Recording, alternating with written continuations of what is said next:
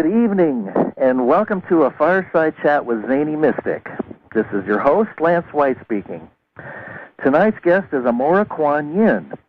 Amorah is the author of the Pleiadian Workbook, Awakening Your Divine Ka, the Pleiadian Tantric Workbook, Awakening Your Divine Ba, Pleiadian Perspectives on Human Evolution, and the fourth book, Affinity, Reclaiming the Divine Flow of Creation. She is a channel for the Pleiadian Emissaries of Light, Syrian Archangelic League of the Light, Andromedan Emissaries of Light, Ascended Masters, Intergalactic Federation of Light, and founder of Pleiadian Lightworks, the Dolphin Star Temple. I recently had the pleasure to visit Amorah at her home in Mount Shasta, and I'm pleased to have her on the show tonight, so let's welcome her now. Hi, Amorah, how are you? I'm great, Lance. How are you? Oh, good. I'm wonderful. I was thinking what we could do is just go back a little bit into your past and find out, because when we were talking with, when Liz was doing the taping of her show, or her recording of you, there was some interesting stuff that came up about your childhood and how you were different. Mm-hmm. I thought that might be interesting to start there. Well, I grew up in Bible Belt, Kentucky, and I have a memory when I was almost 2 years old of my mother coming to sit on the bed and sing to me and tuck me in for the night. And when she came in, I asked her, "Mommy, why is Jesus so big that his head goes through the ceiling?" And she says, "What?" And I said, "Well, even when he's sitting on the bed behind you like he is right now, he's so big that his head goes through the ceiling. I thought he was the same size as us." And my mother kind of threw a fit and says, "Don't you ever let me hear you say anything like that again, because Jesus is dead. He died for our sins. No one can see him."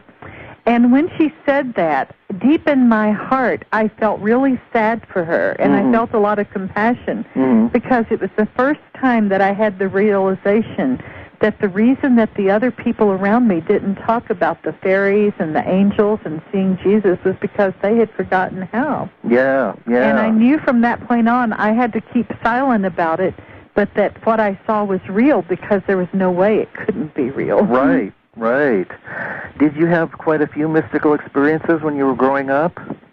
Well, when I went into grade school, I think between the first and second grades, I sort of lost the ability to see the fairies. I think the peer pressure got to be too much, and I went into a mode of wanting to try and fit in. And I still had certain experiences. I mean, I could still feel energies, and I could still kind of tell when people weren't telling the truth and things, but I shut it down for a while. But it opened up in a big way when my grandmother died. I actually went through experiencing her death as if I was in the death spiral with her. Wow. And it lasted for like 5 minutes. Wow. And she was the person in this world I was closest to ever. And it was a very powerful experience. And afterward, I didn't know that she had died in a clear way, but I knew I had to call her right away, and I felt urgent, but my mother wouldn't let me call her. And she had already gotten the word that my grandmother had died, and she wouldn't tell me. And the next morning, she woke me up early to tell me that my grandmother had died. And what came out of my mouth is, "I knew it. Why didn't you let me call last night or tell me last night?" She just says, "I wanted you to get a good night's sleep."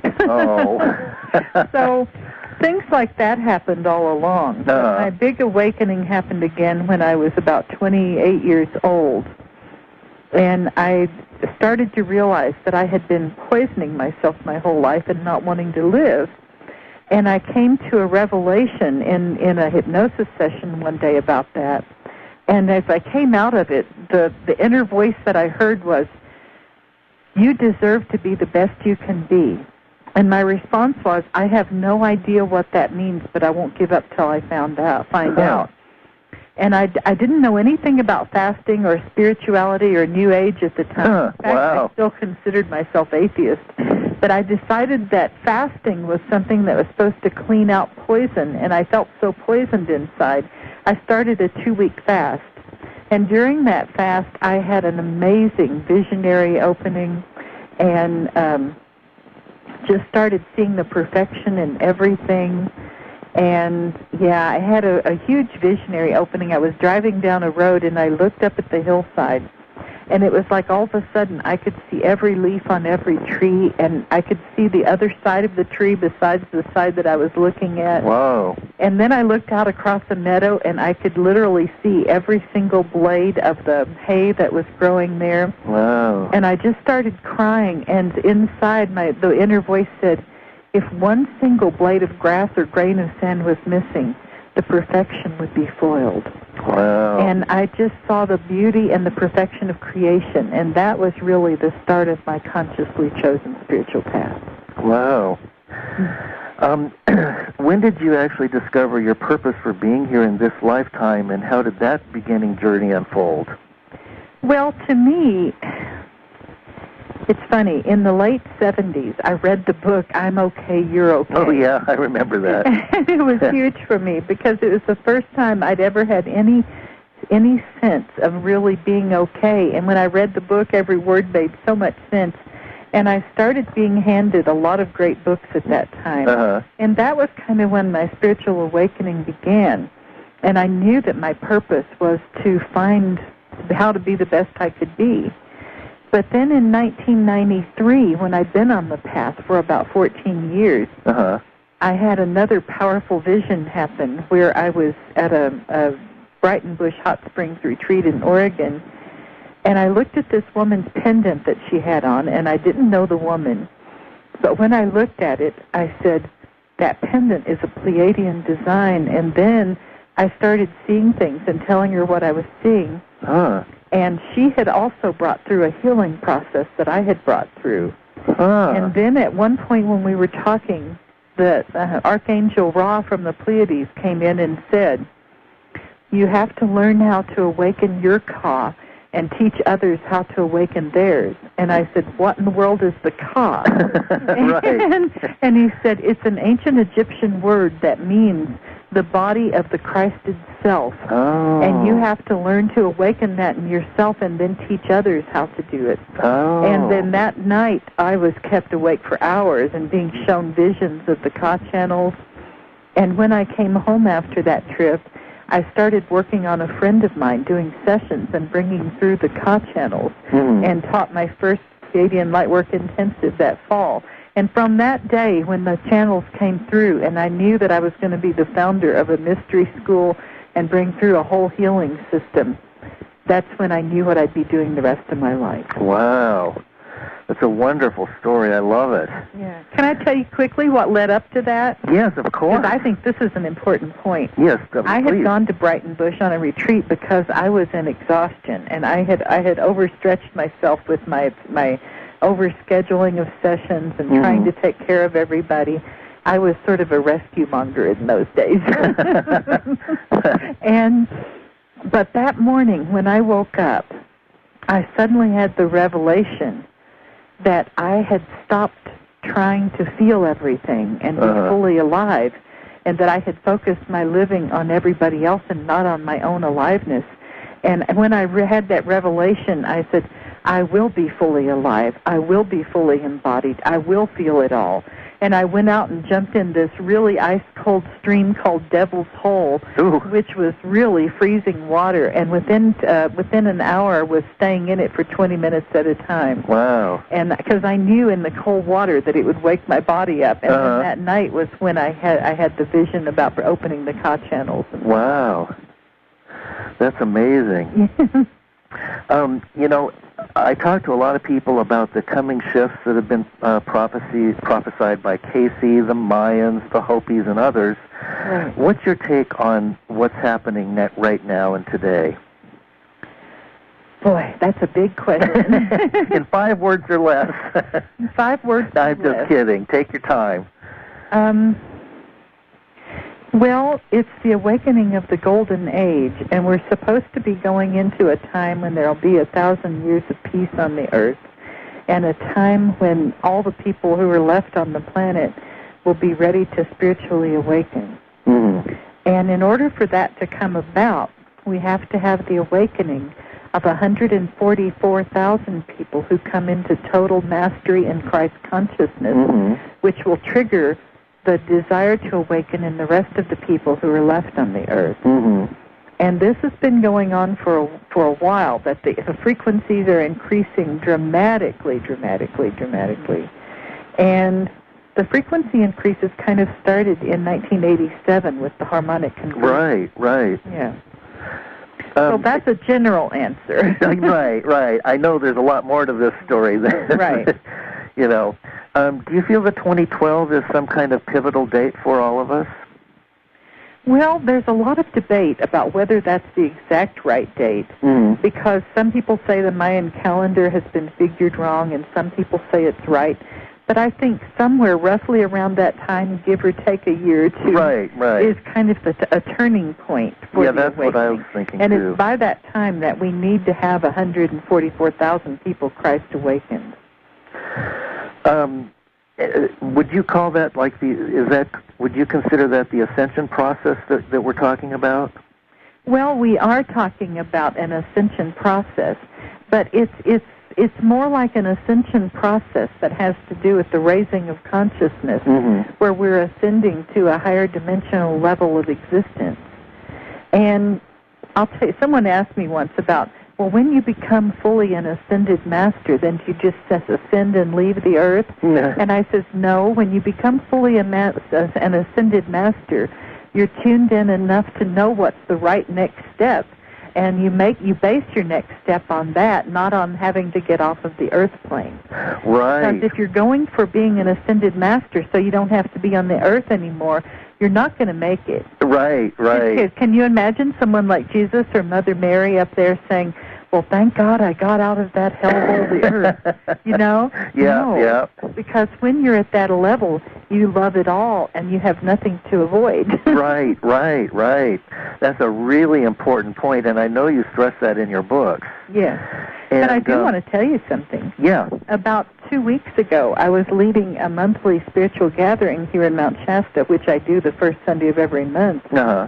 And a group of Syrian archangels came in, and they said that there were finally enough people on the earth aligned with the planetary ascension and divine plan that they could send an ascension wave through the planet this month. Oh, wow. And on November 11th, which was a lot of people were aligning for 11/11. That's right. I was teaching a class, and we were taken into a meditation, and there was an ascension wave sent through the earth on that day. Wow. But there's going to be a bigger one before the month's end.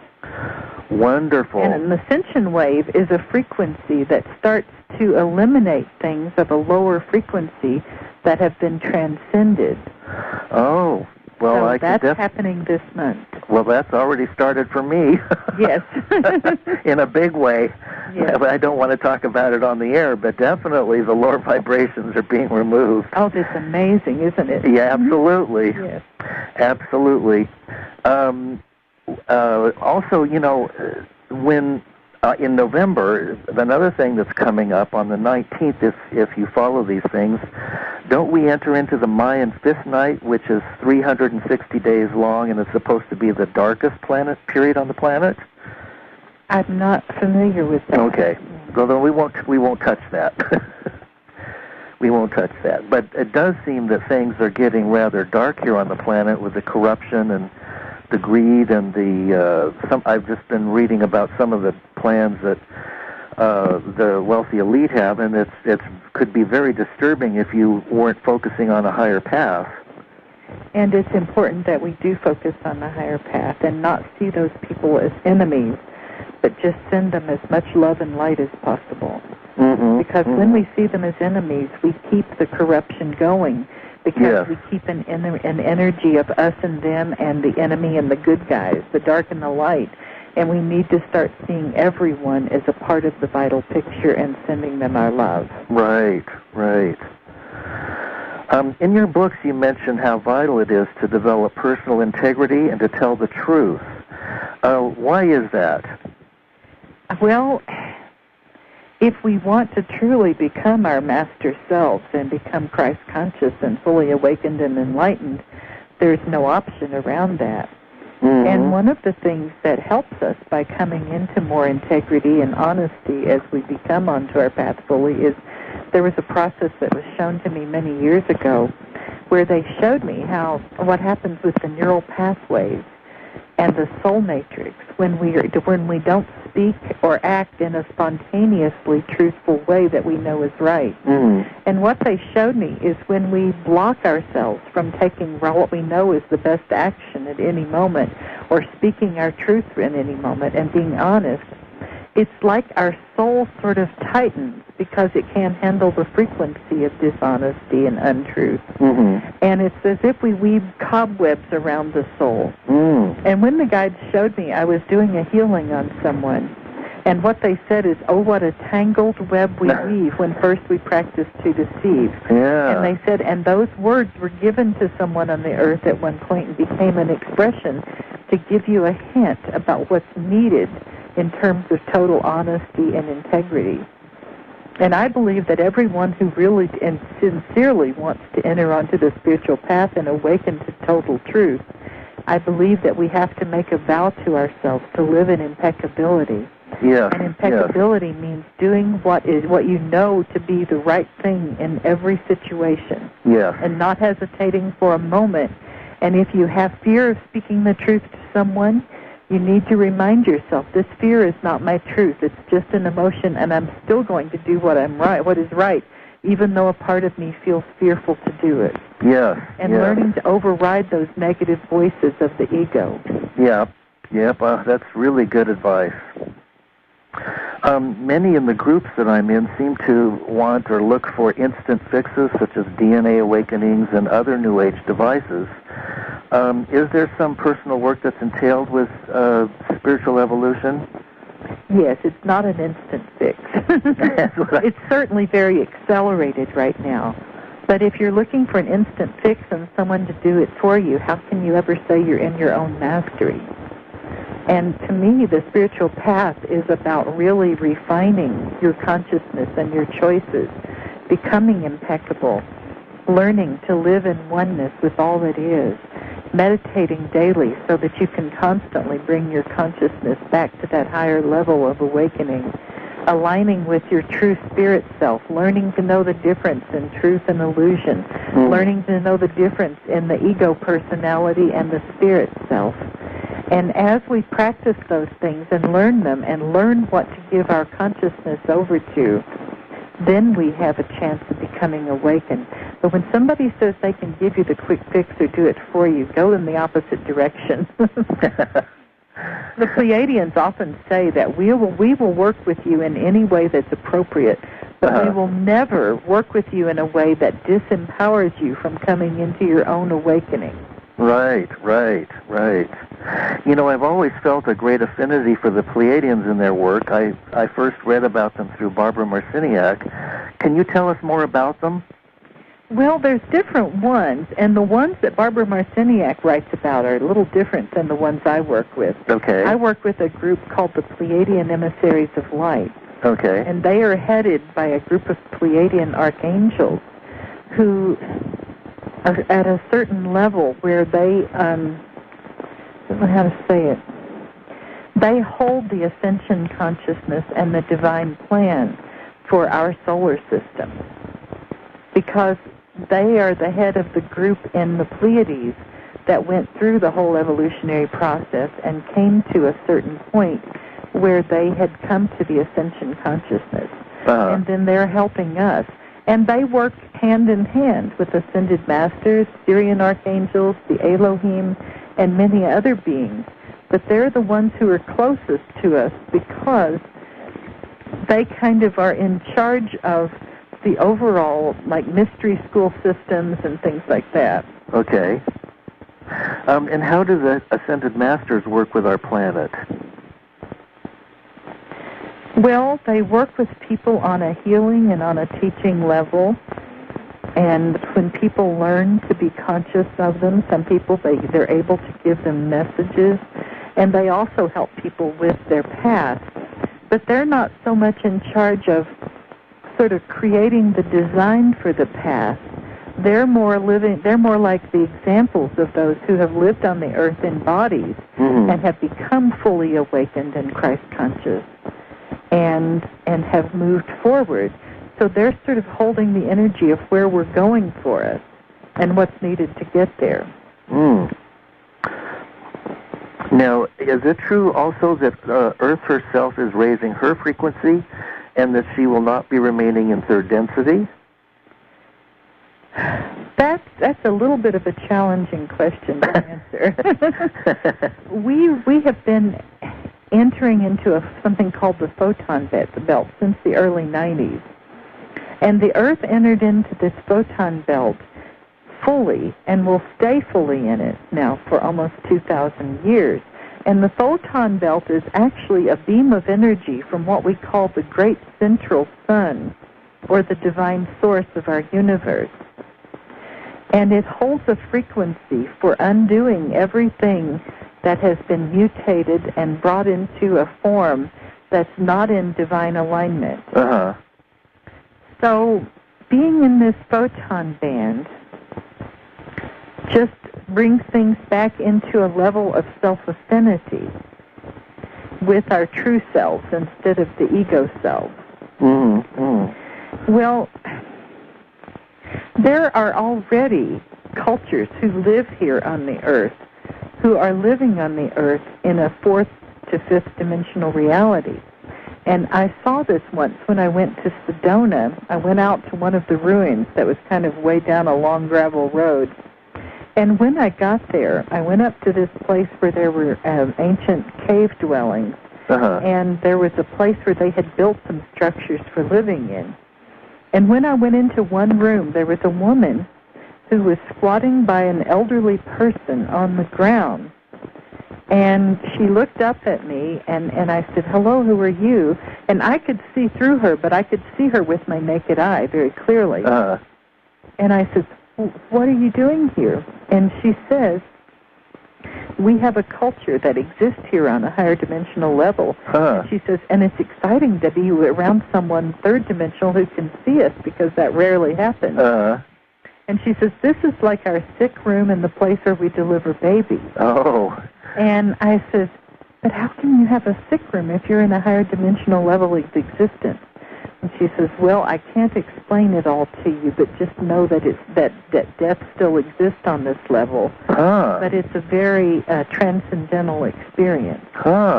And I said, "Well, where are the rest of the people who live here?" And she says, "Oh, they're having a big meeting over in one of the caves. You'll see them when you go over." And it was really interesting because I had brought I have a medicine pipe, and I was going to sit on the rock outside and smoke it and sing some songs. And she asked me if she could join me. Oh, neat. And she joined me in singing along with my songs, and then she sang a song, and I sang along with her. And that it was just a really beautiful camaraderie that happened. Wow. And then as I was walking into the place the next time I went, a little child followed by its mother running after it ran right through my body. Jeez. So, did you feel it? Yeah. But there are higher dimensional existences and realities that are already here on the Earth at a higher dimensional level, and yet they coexist with the physical planet. So it's hard for me to say whether it's still going to be a physical planet and we just exist on a higher level like the beings in Sedona.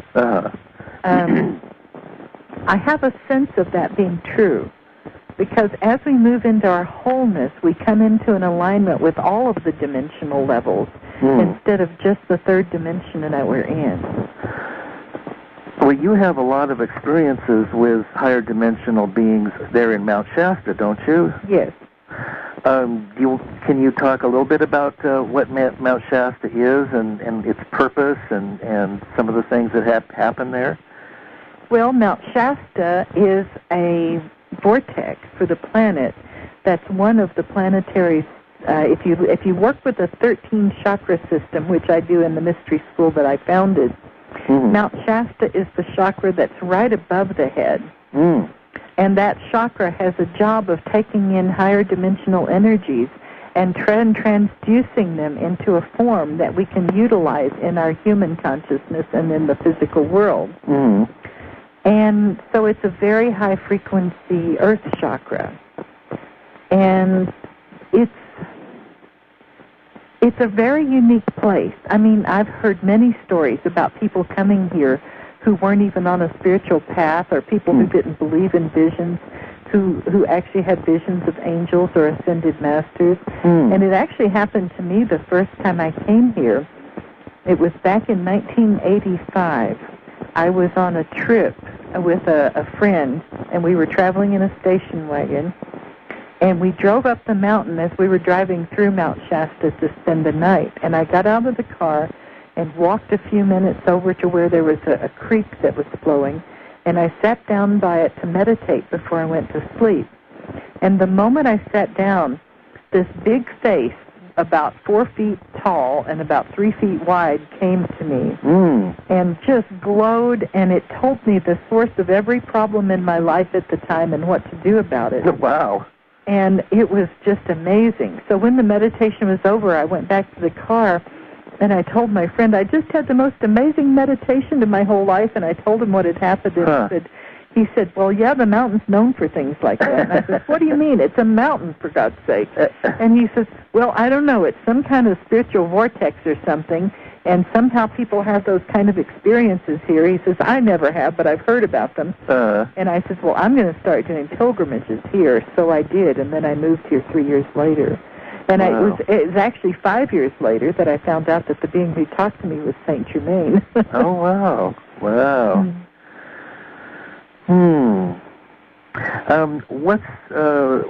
What is some of the advice that you could give light workers today in regards to being of service to others? Be a living example of what others are wanting to be. And be in your truth. It's like never hide who you are from anyone. Never feel like you have to be shy about being on a spiritual path. If I'm on an airplane and somebody asks me what I do, I just tell them straight out. If they don't want to hear more, they go back to their book or something. If they do, they ask questions. But never be ashamed of telling the truth. And don't try to proselytize, and don't go out believing that it's your job to save people. Right. Because if you try to do that, you actually end up interfering with their free will. But if people speak to you in a way that of their free will they want to hear from you about information, then give it. Or ask them if they want to hear what you have to say. And if they say no, then just honor their free will and move on. But the greatest gift that any of us can give is to truly come into our awakening and to be living examples for others of what's possible. And then for those who are wanting to do more, I mean, like I teach spiritual trainings and I do healing sessions, and I've put out over 60 meditation and channeling tapes. So people who have already chosen to awaken can access those things, and that's my service. But for some people, their service is just to be out in the business world, but behaving in a new way that is impeccable and in alignment. And that itself is a bridge. So we all have to just go by the inner guidance about what's right for us individually, but always living as an example to others is the greatest gift. I like that a lot. And also you say, you repeatedly speak of throughout your books and elsewhere that, that yours is not the only way, that there are many, many right ways and many different approaches and paths to, spiritual evolution. And I really appreciate that, because some folks don't do that. A lot of people say that their way is that's it, or the highway. Well, the people who say that, I tell people run in the opposite direction. Yeah, exactly. Because there are many ways on the planet, because there are many types of people. And so what appeals to one person doesn't appeal to another, but they all, and they have different levels of value. I'm not saying they all have equal value, but some have more value than others because that's what people are ready for, and some are at a beginning level. But you have to trust your intuition about what feels right for you, and then if you're guided to go do a training or read a book or something, then do that. But don't feel like you have to do something because you're going to miss out. Only follow it if it's what you really feel guided to. And if the person tells you, if you're going to join our mystery school system, then you have to stop reading books by other teachers and you have to stop doing other kinds of meditation, just say, well, thank you for the information and move on. because we're at a point on this earth where we need to become a one-world family. Yes, absolutely. And living in unity and diversity is an absolute necessity for us to break through. And in order to do that, we need to honor people's individual choices. And I tell my students, when you have completed all the trainings, you will be qualified to work on so many levels with people that you never have to have anything else. But if you feel guided to bring in something else into it, then you're just doing it in your own unique way and bringing your own mastery to it. And I like that a lot. You do mention that there are many types of people, and most of your books refer to the male and female dualities. So I was wondering, how might gay and transgendered folks apply the knowledge that's within the books? Well, it's still about balancing your inner male and female. The inner male and female. And one of the greatest things that has to be healed on the planet is the male-female split. Mm-hmm. And that doesn't mean if you're gay that you have to start being with opposite-sex people in sexual relationships. Right, but it does mean that you have to end the prejudices, the better than, less than, the competition, and really learn to see each other in that spirit of unity and diversity, where we learn to love the things that are different from us. Oh, absolutely. Not only because they're different, but even because they're different. Yes, absolutely. Absolutely. And so it's just a matter of each person following that in their own unique way. Mm-hmm. But we certainly need to heal the split and any prejudices between the genders. Absolutely. This is one of the main things. The guides have said if that heals completely, everything else would be transcended. Wow. That's a big task. Yeah, it is. It's a big task. But we can do it. And we can do it, yes, and we have to believe we can do it. Tell us about angels, guides, and fairies. Oh, gosh, how do I answer that question? Well, first, maybe I should simplify that a little bit.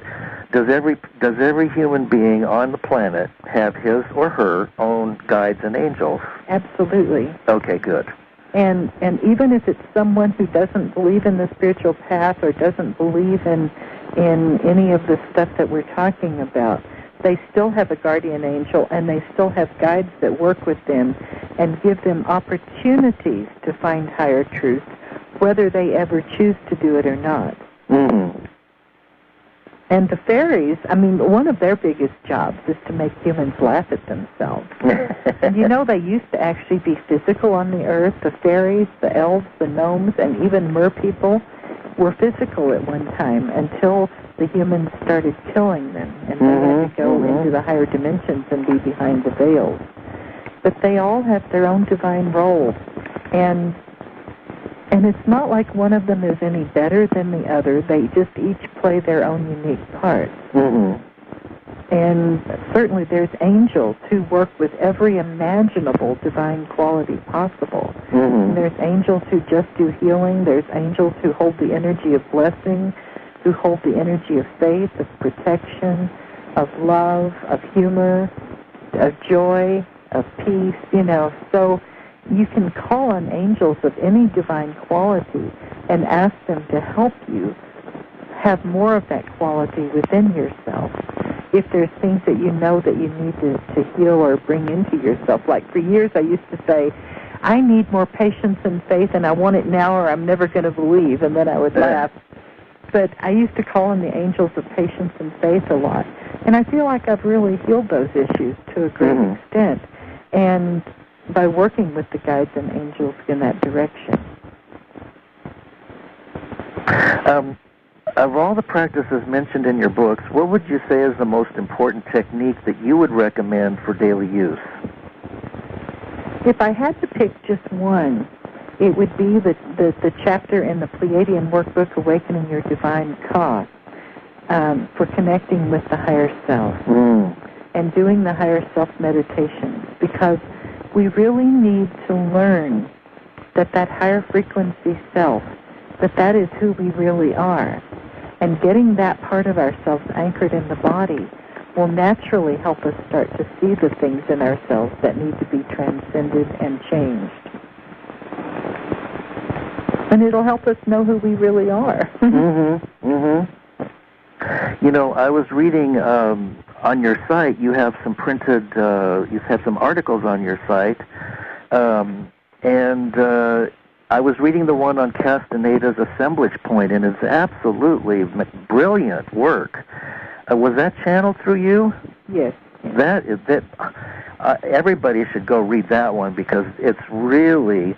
I've always been fascinated by by the assemblage point that Castaneda first brought to light, and you did a magnificent job of setting it out so that it can be understood, and the different points, where they're located, what they do, and do you want to talk a little bit about that? Well, what I'll say about it is if people want to go to our website and read that, I think it could be helpful. And there's other articles there that are wonderful, too. But the thing that strikes me about it the most clearly is how, when you read about the assemblage point process of evolution, you begin to realize that, well, yes, I had an enlightenment experience 20 years ago, and now I'm still working to become fully enlightened. What happened? How did I fall? You didn't fall. You just got a divine reference point, so you'd know what you're moving towards. And for me, for years, I always felt like a failure so much because I remembered that in past lives I had certain abilities and certain ways of being that were better than I was in this lifetime. But then I came to realize, finally, that those reference points in the higher were just to remind me of who I am and what I'm moving toward again, to give me more faith and strength along the way to do the inner work. And to me, that's the main vital energy that the assemblage point teaching gives, because you can have your assemblage point just automatically shift up to over a 10 and experience full enlightenment, and then it may go back down to a 7 where you still need to work on some things, like being fully honest, speaking your truth, or whatever. And then as you do that, the assemblage point begins to shift back up slowly until you finally get to the point that you can hold it over a 10 all the time. But it's a natural process in the path of initiation to have high reference points, and then to seem to go backward. But you're not going backward. You're just going into your psyche to clear out things that are of a lower frequency than that high experience, so that you can finally come to a place of living in that full time. Does that make sense? Absolutely. Yeah. Absolutely. That's in fact, the I was trying value to place in the article. Even if you don't ever care about assemblage point or anything else, the fact that it shows you how that works is, to me, the greatest value of all. It's a brilliant piece of work. It really is. Oh, thank you. And I was putting, I was trying to figure out where I was on it, and I could see how I cycle up to, a certain level, and then I go back down to the lower level, and that's, I'm at that for a while, and then cycle up higher again, but it all comes around, and you gradually absorb the higher. Yes. And then you're ready to make that shift into the higher, and then you cycle back down to that point. So, it's so clear the way that you've written it. I think everybody should go read that. Oh, thank you. Some people are going to be curious about what happens to those folks as these shifts increase and intensify, who seem to be immersed in darkness, who promote the agenda of negative entities, who are in service to self. Well, we're going to come to a point sometime along the way, and whether that's in 2012 or 2010 or 2020, I don't know exactly, but we are going to come to a turning point time when there's a point where the planet shifts, and the people who are not choosing fully to come into the light are going to have an experience as if there's been some kind of a huge earth change, and then they find themselves on the earth with a lot of the people who were there gone. But it's almost like they're going to be shifting to another planetary reality where they can continue in this process of not remembering for as long as they choose to. Right. Because those who are left on what we will experience as the earth will be those who have chosen to come fully into light and truth. So there's going to be a shift, and it's almost will be as if, and I'm saying this as if, because it is an as if. It's not literally what's going to happen. And the guides are not even able to explain literally what happened. Right, but it's like there's a point where it's as if the Earth becomes 2 separate planets, or maybe 12 separate planets, where beings on different levels all experience as if they stay in the same place, but as if the reality changes in a different direction. So there can be people on the Earth who will experience it as if there's a giant, let's say a planetary holocaust. Right. Where the whole everything and everybody on the Earth is killed, and they experience going through death, and then finding themselves in the hell regions for a long time. Right. But the truth is, the hell regions are not an actual place. It's something we create through our consciousness. And as we move toward full awakening, we have to learn to transcend our beliefs in those lower energies that are thought of as hell. And we need to learn to not react to them anymore, because there's a point in coming into Christ consciousness where we have to transcend giving our power over to those low-frequency fears, addictive attractions, like seduction and lust, and we have to take our power back from reacting even to things like murder and rape, and beginning to realize that those are just superficial realities that people have created in order to learn and grow and to act out all the potentials for consciousness. That makes sense. And we have to learn to not give our power away in reaction, but to just stay in neutrality and love all the time. And for us to ascend and move through the higher dimensions, we have to come to that point. It seems like we have a crackly line tonight, don't we? Is it? I'm sorry, it's not for me. Not for you? You should hear my side. It sounds like thunder and lightning. Oh, sorry. Well, that's my experience of it. Probably the listeners are hearing a nice, clear, radio show, but for me it's been thunder and lightning the whole way. Oh, I'm sorry. Would you like me to try unplugging my headphones and see if it's better? Yeah, see if that helps. Okay. Okay, how is that? Well, is that any better? There's still a lot of crackling. That's better right there. Okay. Whatever you're doing, do that. I'll just hold the phone up to my ear for the rest of our talk. Okay, all right. Well, we're going to be running out of time in a minute. Yes. What you said is interesting about our belief in hell, and it seems that, that's one of the ways that we can see how spirituality is so much different than religion, because religion reinforces these concepts in hell and damnation and those various things. And as far as I'm concerned, those are beliefs that shouldn't be reinforced. Right. And what we believe in creates our reality. Right. So if I had to answer a question you asked earlier and say, what's the second most important thing in the books to do, I would say work with the process for clearing beliefs. Yes. Because what we give our identity and our beliefs over to determines the reality that we live in, and learning to clear all of our beliefs that have any limitation to them at all is really imperative for really coming into full awakening. Absolutely. And part of that, I would say, too, I've been finding that for myself lately, it's been my attachments. Yes. And those are, it's all work. And, once you think you've worked through something, then something else comes up and shows you that, you thought you were done with that? No way. And in my 4th book, Affinity, there's a chapter that talks to you about the nature of attachment and how to break free of attachments. And that one could really help people with problems like that. I just got that book, and it looks like it's going to be terrific. It's a really lovely book, and it's different from the others. But it starts out with talking about how separation between male and female got started. And then it takes you through how to heal all of the lower ego tendencies. Yeah, that's really, really important. We were talking about the shift that, will occur at some point in that window of 2012.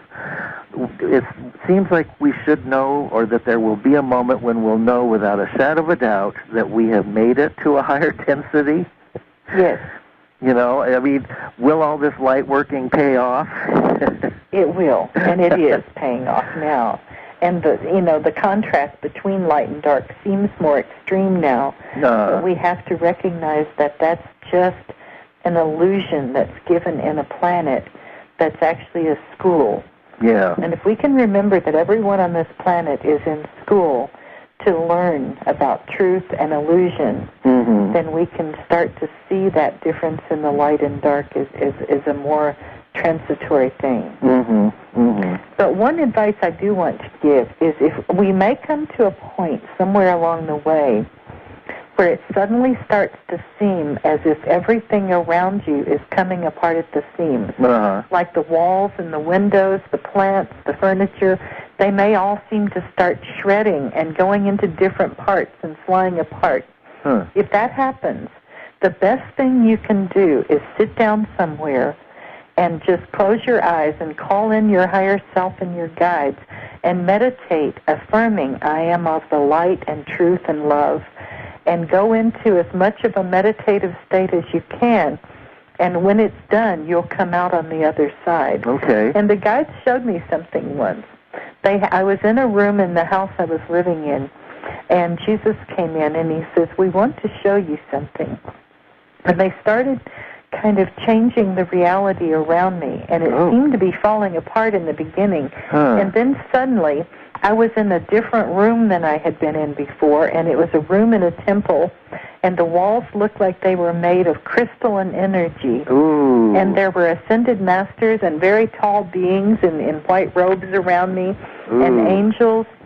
And he said, this exists here right now. We're in the house where you're living. Really? On the fifth dimensional level. Wow. Says, and there may be a time when you go through the transition where you'll see the third dimension falling apart, and you start to see a different reality around you. And just know that that is a divine happening. Wow. Wow. I've often thought that. Yes. And then some people have visions of being inside of a UFO, too, that their house is actually kind of like a living ship. Yes. You give workshops on all of your material, don't you? Yes, in the mystery school system, I have created 7 levels of teaching. And no matter what other level you're going to do, you have to start with full sensory perception level 1. And in that one, you get all your chakras cleaned out, and you learn how to do reading and healing work, and you even learn how to do things like depossession, and you begin healing the soul on certain levels. And then after that, you just do one workshop at a time until you finish them. Or some people come and only do the first one because that's all they need. Yeah. I think Liz did your workshop, didn't she? I don't think so. She said she wanted to in the future. Okay. Yeah. They sound fascinating. I mean, if I lived closer to Mount Shasta, I'd be there in a heartbeat. Well, I'll tell you, they really do bring about paradigm shifts. For people who come and really apply the material, the paradigm shifts are every training. There's at least one full paradigm shift, and usually more than one. Wow. Well, tell us, I'm going to just give you some free space to just kind of impromptu talk about whatever you want to talk about. Okay. Anything, stories that you want to tell, or anything that you want to share about your life, or, Well, the story that's coming for some reason is a time when I was staying in Sedona for 5 weeks. And I was staying at a private retreat that some women owned. And on the next to the last day I was there was a girl who was also staying there the whole time. And she came up to me and she says, I have to talk to you about something really important. She says, you have been the best spiritual teacher for me in my whole life. And she says, and I didn't even think I needed a spiritual teacher. And I just looked at her and I said, but we've hardly talked. She says, but I have watched you. And she says, I've watched the way that even though you're a big woman, you can wrap up in a wrap around yourself and go and sit in the sun and play your guitar, and you're just doing it for yourself. and you don't care if anyone is around. You don't even notice to see if anyone is around. And she says, what I've seen with you and your interactions with other people here, she says, you're always just yourself. Yeah, you don't put on anything. And she says, you've been my greatest teacher I've ever been around about somebody who knows how to just be real and honest and present and non-self-conscious. Yes, that was one of the things that struck me when Liz and I visited you at your house. I was just blown away by how absolutely real you are, and just no self-consciousness, and I just could feel that you were speaking your truth, and it was a wonderful experience. Well, I'm not saying that to quote-unquote brag about myself, but I'm saying it to tell people, hey, people want that from you. Yes. And so many people go through their lives living in self-consciousness and trying to be a certain way. But what we need to learn to do is we need to learn to recognize who we are and what's real for us and what we really want in each and every moment, and simply be that. Yeah. And you will sometimes find people who don't approve, but if you've learned to be yourself and love yourself fully, it won't matter what other people think. Absolutely. And in truth, when you fully master that, you'll begin to recognize that if anyone can look at you and not see your beauty and not see the love that you are, it's because they're not connected enough to spirit yet, and you can automatically feel compassion for them instead of getting angry and judgmental or feeling hurt because they've judged you. Yeah. All you can do at that point then is just have compassion, because you recognize that they just haven't come to a place yet where they're able to see the real beauty in people, and you can just send out a prayer that they will find the grace to find that. Wow, that is so beautiful, Amorah. That is really beautiful. I think that's a great place for us to stop and for everybody to ponder that one. Before we run out of time, I wanted to make sure that you could give your web address and how people can reach you. Of course. Well, the web address is www.amorahquanyin.com, and I'll slowly spell that. Good. It's AmorahQuanyin.com. So www.amorahquanyin.com. And if you're interested in the books and you want to order them from a bookstore, you just need to tell them that they're published by Bear & Company with Amorah Quan Yin as the author. And for those who don't go onto websites, I'll also give you our phone number so you can call and you can find out about all the tapes and books that we have for sale and things. And that phone number is 530-926-1122. Wonderful, wonderful. And if you listeners happen to forget that, or you didn't write it down properly, just click on my show where I have a bio page on the guest, and all that information is there, including her website address. I want to make sure you can find her, because she's a real treasure. Well, and our email address, too. Can I give that quickly? Yeah, go ahead. It's Pleiades@AmorahQuanyin.com. So, and Amorah Quan Yin is spelled the same way. And Pleiades is Pleiades. Pleiades.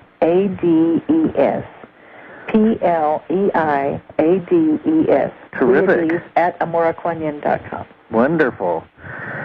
Well, Amorah, I have to thank you so much for being on the show tonight, and it's been a great pleasure. And I wish you the best and many blessings, and good luck in your work up there at Mount Shasta. I hope more people find your work and read your books, because they're wonderful. No, thank you. And I really enjoyed being on the show and talking to you also. Oh, thanks a lot.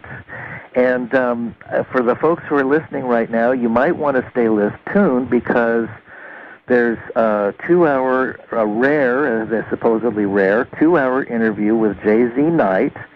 Jim Gilliland has her on his show tonight.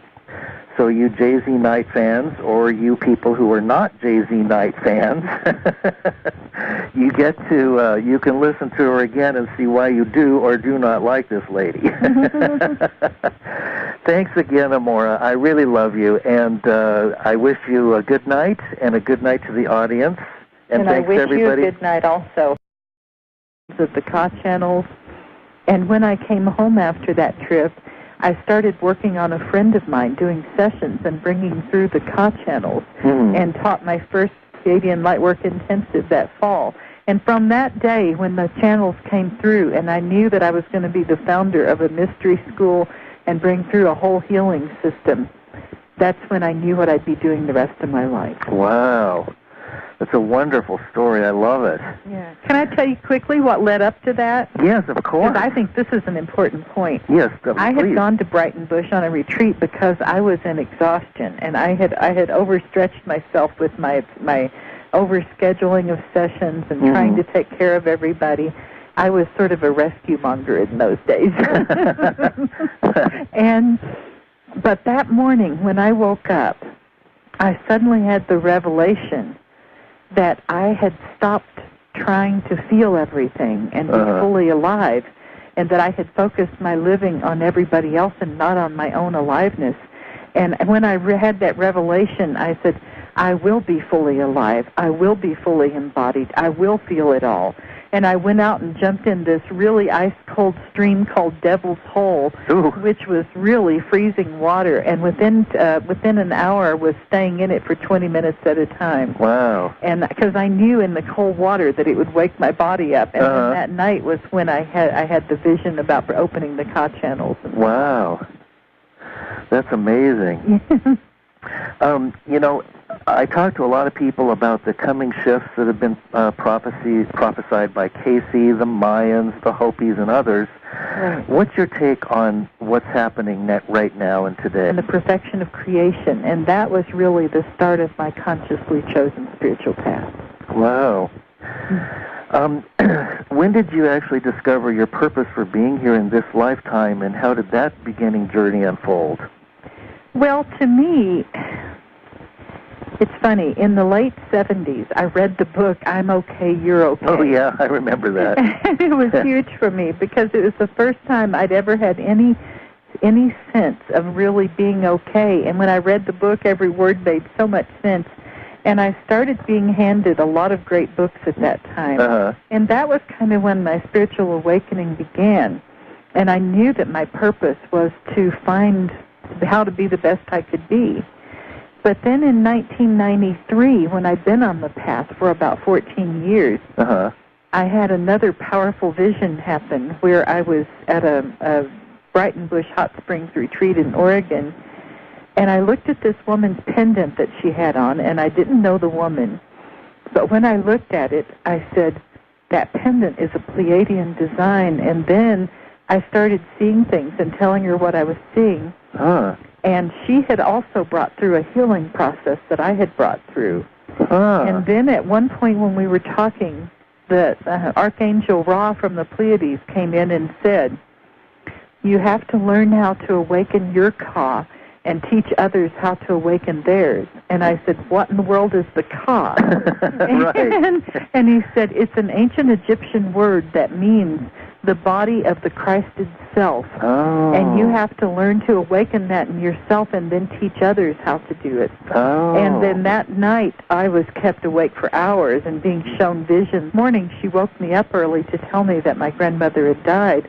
And what came out of my mouth is, I knew it. Why didn't you let me call last night or tell me last night? She just says, I wanted you to get a good night's sleep.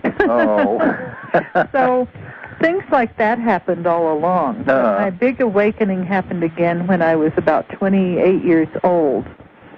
And I started to realize that I had been poisoning myself my whole life and not wanting to live.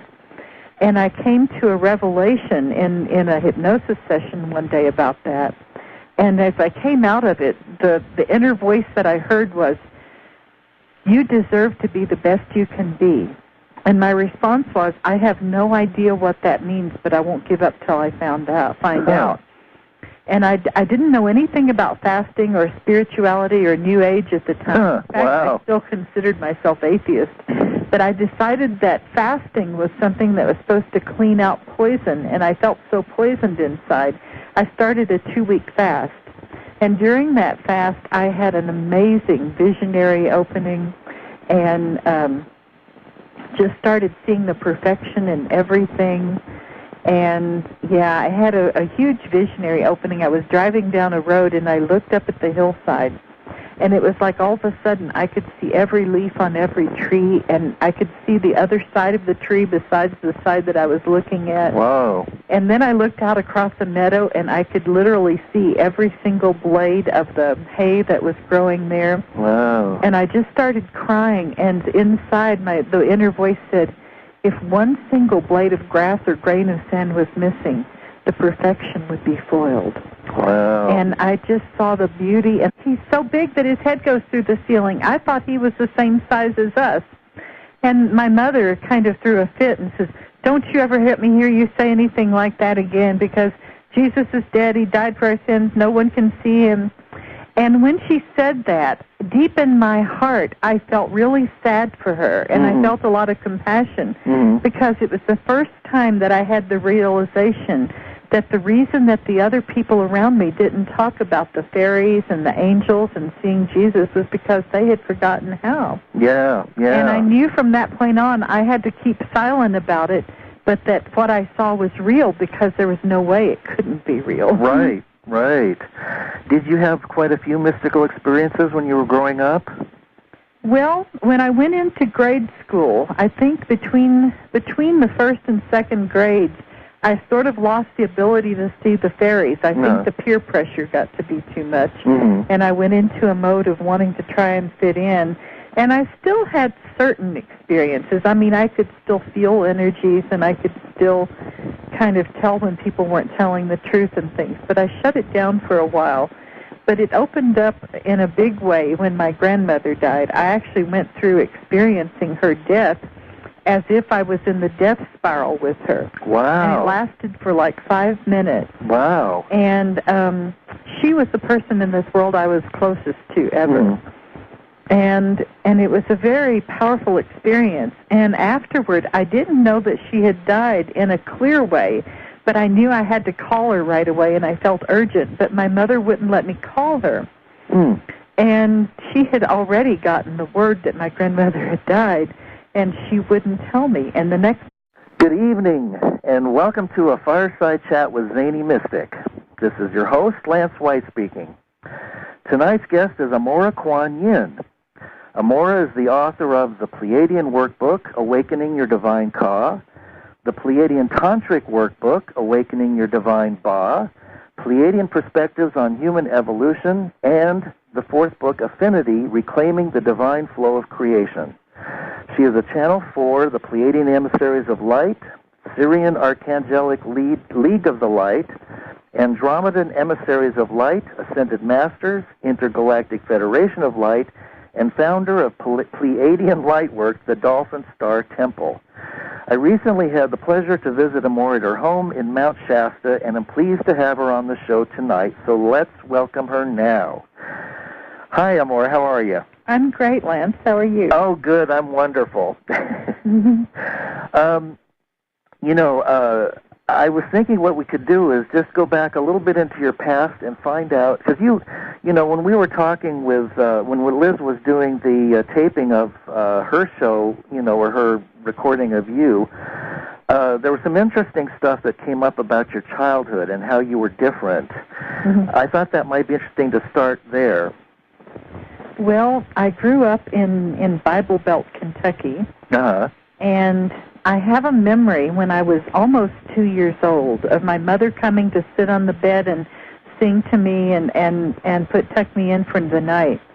And when she came in, I asked her, Mommy, why is Jesus so big that his head goes through the ceiling? And she says, what? And I said, well, even when he's sitting on the bed behind you like he is right now,